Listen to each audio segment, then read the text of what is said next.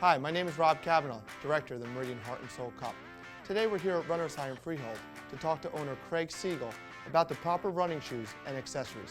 How you doing today, Craig? Good, thanks for having me. Let's start talking a little bit about what the proper running shoe that your most common runner should be wearing.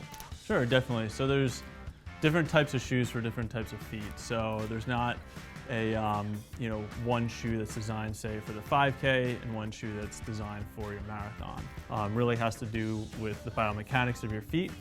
So we'll watch you walk, even take you outside, have you run along the sidewalk, and then make recommendations based off of what we see. When most runners come to the store, what are some of the options they might have when they're looking to purchase a shoe? So the two main categories of running shoes are what we call stability shoes and then neutral shoes. The guide from Saucony is what we call a stability shoe. So what that means is designed for someone that tends to have a flatter foot or tends to overpronate, meaning that they kind of collapse inward. Now conversely to a stability shoe, we have what we call more of a neutral shoe, which is designed for someone that tends to have a little bit of a higher arch or doesn't necessarily need as much stability through that arch area because they're not really engaging or they don't have a flatter foot in that part of the shoe. When should I know I need a new running shoe?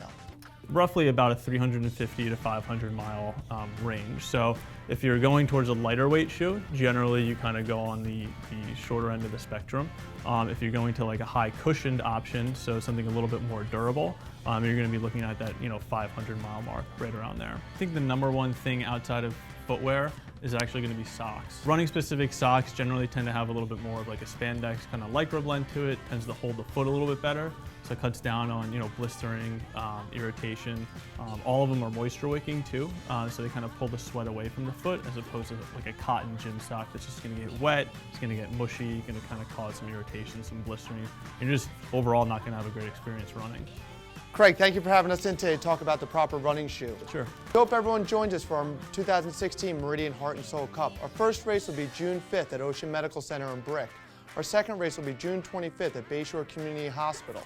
And our last race will be at Jersey Shore University Medical Center on September 18th.